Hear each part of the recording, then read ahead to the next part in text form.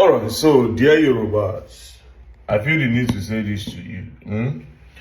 If they criticize President Bola Ahmed Tinubu, they did not criticize the whole Yoruba nation. They criticize somebody that is responsible for the whole country.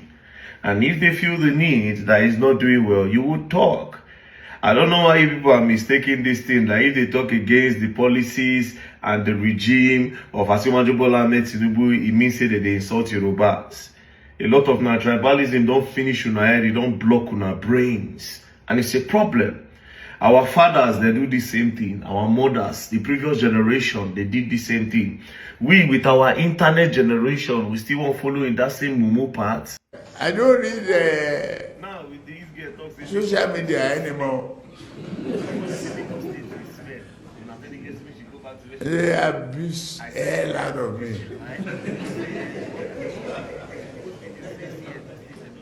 If I read it, I get high blood pressure.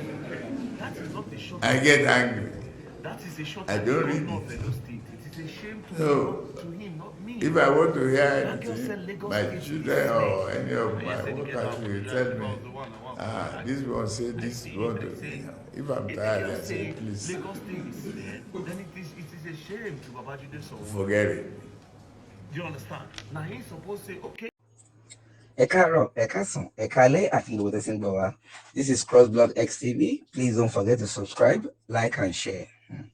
Lórí ọ̀rọ̀ ìjọba Nàìjíríà ni o, Prophet Ṣẹ́gun Adébáyọ̀ ti jáde tán báyìí o pé orílẹ̀-èdè Nàìjíríà kí ó máa gbáradì gidigidi nítorí Black Friday. Friday tá máa mú yìí ni o, wọ́n ní ìṣẹ̀lẹ̀ yìí lè ṣẹlẹ̀ o pé kí oníkálùkù kó gbáradì o. Bàbá ìbínú gidi gan lórí bí àwọn òṣèlú Nàìjíríà àti ìjọba Tinubu bí wọ́n ṣe ń ṣe ìlú ìmọ̀kùmọ̀kù. Ìyà ti pọ̀jù fún àwọn mẹ̀kúnnù. Ìdí rèé tí bàbá yìí ṣe wò pé kí ló dé. Wọ́n ní àtijọba Tinubu àti gbogbo àwọn gómìnà ilẹ̀ Yorùbá àti gbogbo gómìnà Nàìjíríà kò sí kankan táwọn gba ti ẹnu wọn torí kò sí olóòótọ́ kan nínú wọn. Wọ́n ní ọjọ́ Friday kí olúkúlùkù kó kún fún àdúrà gidigidi gan fún orílẹ̀-èdè yìí torí ìṣẹ̀lẹ̀ aburú kó má bàa ṣẹlẹ̀, kí Ọlọ́run kó máa fi ààbò ẹ̀ bo àwọn tiwa àti àwọn tirẹ̀.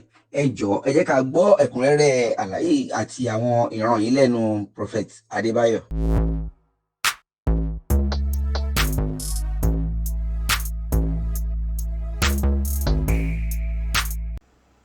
Gbogbo èèyàn ọjọ́ Friday. Everyone on Friday. Ẹ má fàdúrà yìí ṣeré o. Don't joke with this prayer. Ìwọ tó rí ìbẹ̀rẹ̀ ọdún yìí lóòrò pin ẹ̀. Amen. You that you've seen the beginning of this year, you will see the end. Torí mi ìfẹ́ máa sọ prophecy tí àwọn olóṣèlú yín máa kówó lé wọn. I don't want to be giving prophecy that your politicians will be gathering their prophets and their Islamic clerics to work on it. Ìjọba yín mo fẹ́ k'Ọlọ́run fìyà jẹ wọ́n gidi. I really want God to afflict and suffer your government. Ọlọ́run dẹ̀ ti bẹ̀rẹ̀ ẹgbà yẹn báyìí láàrin wọn. And God has started killing them now. Àwọn ọ̀pọ̀lọpọ̀ ń pè mí bàbá ohun Olúwa ọtí. Àwọn tí ń darí yín ẹni òkùnkùn ni wọ́n. Many are calling me for the voice of the Lord. I said no, those that are leading, they are in the powers of darkness. Kò séyìí tó ní ìmọ́lẹ̀ Ọlọ́run lára nínú. None of them has the light of God in him or her. Ṣùgbọ́n gbogbo ènìyàn àtẹ̀yìn tẹ̀ ń wò mí níbi gbogbo lórílẹ̀‐èdè yìí. Everyone watching me all over the world and in this nation. Ẹ gbàdúrà sí ilé yín. Pray concerning your home. Ọlọ́run. God. Ọlọ́run àánú májẹ̀mú. God of mercy of covenant. Yí ọjọ́ ibi padà fún ilé mi kó sọ dire. Transform the day of evil for my home and turn it to the day of goodness. Bí wọ́n bá yín ìbọn má jẹ́ ó bá mi. If they are shooting gun, don't let any stray bullet come near me or my home. Don't joke with it. Take it serious. Ẹ má ṣeré o. Don't joke with it. Take it serious. Praise the Lord. Hallelujah.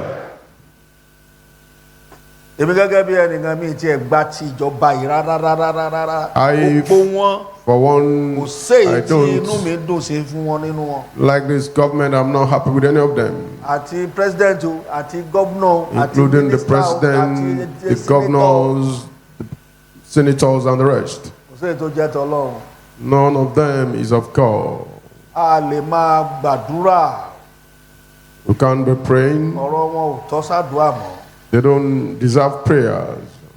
Ṣùgbọ́n ẹ̀yin yẹn gbàdúrà. For you people should pray. Ẹ má bàa ọjọ́ Friday ọ̀túnla.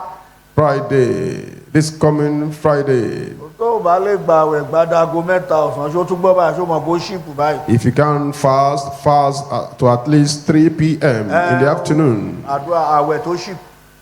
It's a cheap one. Wàá gbadago mẹ́ta ọ̀sán. Pray till 3 p.m. in the afternoon. Gbà fún ilé ẹ, ìdílé Pray rẹ. for your home, pray for your family. Ẹ má ṣeré o. Don't joke with it. Ẹ má má fi ṣeré o. Don't joke with it. Yàmi orí ẹ ò ní gbà bọ̀dì. Amen. Your head will not be bewitched. Orí ẹ ò ní gbà bọ̀dì. Your head will not be bewitched. Olórí ẹ ò ní gbà bọ̀dì. I say your head will not be bewitched. Wọ́n ní ọjọ́ Sunday a ní àwọn àdúrà kan láti gbà. But on Sunday there are some prayers we are going to pray. A ní àwọn àdúrà kan láti gbà láàárọ̀ kùtùkùtù Sunday yẹn. Very early in the morning on Sunday there are some prayers we are going to pray. A ní àwọn àdúrà kan láti gbà. There are some prayers we are going to pray. Very very important prayer ni. Àwọn àdúrà tó ṣe pàtàkì.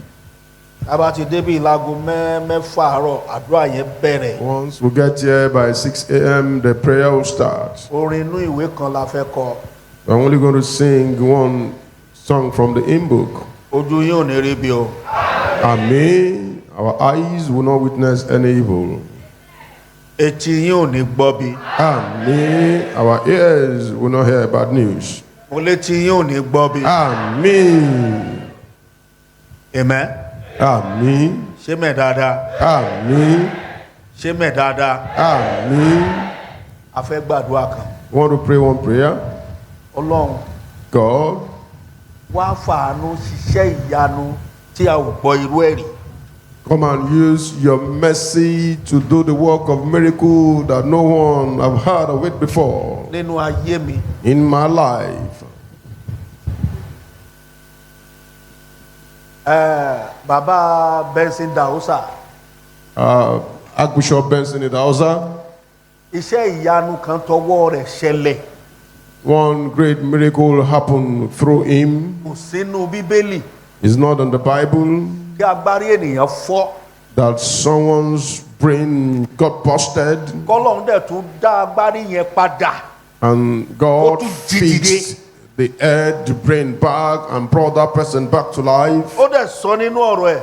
And he said it in his word. Ó lá máa ṣe ohun tó ju tòun lọ. It's a greater work that he has done that we are going to do. Ọlọ́run àánú. God of mercy. Nínú ayé tèmi. In my own life. Ṣe iṣẹ́ ìyanu, fi àánú ṣiṣẹ́ ìyanu. By your mercy do the work of miracle. Tí etí ò tí gbọ́ rí. That the ears have not heard of before. Tí ojú ò tí rí rí. That eyes have not seen before. Tí a ò tí rí ipa rẹ̀ rárá. That there's no traces of it anywhere. Praise the Lord. Hallelujah. Ṣé rí ẹ lọ ṣọ́ra fún ẹnu yín ọ̀pọ̀lọpọ̀ yín. Be careful. Bàbá jèrè àdúrà bẹ̀ ẹnu ò jẹ́ ó jèrè. Be careful with the words of your mouth. Many of you will have gotten the result of your prayers, but from the words of your mouth, you've not gotten any result. Ẹnu ò jẹ́ ó jèrè, ìwà dẹni. And it's part of attitude. Àìníwà rere kò jẹ́ kéèyàn míì jèrè àdúrà. Not having good attitude does not allow some people to reap the reward of prayer. Ẹni bá ti ń gbàdúrà tó bá ti ń sọ̀rọ̀ jù tó ń sọ̀rọ̀ gbùrùgbùrùgbùrùgbùrùgbùrù tó máa ń jẹyàn lẹ́sẹ̀ ò ń dàdúrà nù ni. Àwọn kan tí máa ń dàdúrà nù nìyẹn. When you pray, you talk anyhow, you backbite, it makes you not to get the result of your prayer. Tí o kì í gé sọ̀rọ̀ ẹnu ẹ. You are not careful with the words of your mouth. Èèyàn ń dàdúrà nù ni. That means you are throwing away all the prayers that you've prayed. Praise the Lord. Hallelujah. Bá a ṣe pàdé bíi lọ́jọ́ Saturday. We had a workers program here on Saturday. A sì rẹ́ni gbé fóònù. There are some people that they picked up their phone. ohun tá a sọ ń bì. The things that were discussed there, that wọ́n were tẹ̀ sọ fẹ́ tí ó wà. calling ministers of God that did not come. ó ní gbogbo ọdún àdúrà nìyẹn ò lè gbà ń bí báyìí. And I said that person's prayer cannot be answered here. kò lè gbà. Cannot be answered here. bí wọ́n bá ń pè èrè àdúrà irú èèyàn bẹ́ẹ̀ yẹn ò lè rí èrè àdúrà gbà. If they are sharing the reward of prayer, such person cannot get any reward. ẹnu. Your mouth. bíbélì kan sọ pé ó ní ká kíyèsí. The Bible says we should be careful with our tongues, with the words of our mouth. Praise the Lord. Hallelujah. nǹkan kan ń ṣẹlẹ̀ lórí òkè wá ń sìn. Something is happening on our mountain now. èmi ò ròyìn pé wọn. I don't look down on anyone. èmi ìsínú ẹni tá a máa sọ pé ìwọ lágbájá kí ló fẹ́ ṣe. I'm not part of those that will say, what can you do? ọlọ́run tó ní ọ̀run àti ayé. God that owns heaven and earth. bíbélì jẹ́ kó yé wa pé ó jókòó sí ọ̀run. The Bible made us to understand that he sits in ó heaven sì ṣe ohun tó ń wù ú. and is doing whatever pleases him on earth. ẹni ó rò pín.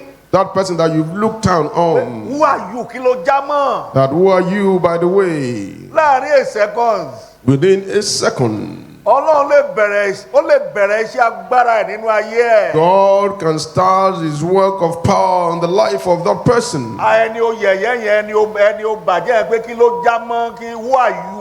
And that person that you've looked down on, that you've castigated, that you've said, who are you? ọlọ́run yẹn á wá lọ mú ẹ á ní kó tún júbà ẹ̀. And God will make you to bow and pay homage to that person. á ní kó júbà ẹ̀. God will make you to bow, pay homage to that person. màá máa lọ ń bá wọn sílé.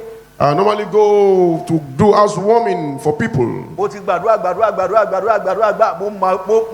àwọn tó kọ́lé láti pàṣẹ fàmì oróyàn mi bí ilé ka wọn. I've prayed, and those that God has used me, that they've built their own houses, they are uncountable. ṣé rí ngbà kan. At a particular point in time, èmi ò tiẹ̀ ní lọ́gbọ̀n pé mi ilé ra block. I never had it in mind that I can even buy one block. wọ́n bá ń sọ pé èèyàn máa ṣe rere láyé mi ò ronú ẹ̀. If they are thinking of someone who will do good in life, I never had a thought about it. ọjọ́ kan. One day, bàbá Máyọ̀. our father Baba Mayo.